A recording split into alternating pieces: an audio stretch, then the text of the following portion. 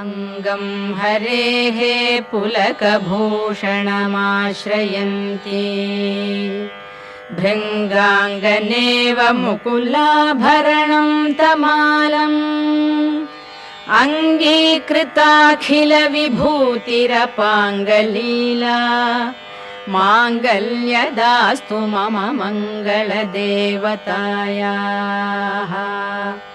मुग्धा मुहुर्विदधती वदने मुरारेः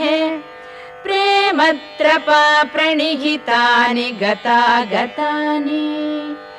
मालादृशोर्मधुकरीव महोत्पलेया सा मे श्रियं दिशतु सागरसम्भवायाः आमीलिताक्षम् अधिगम्य मुदा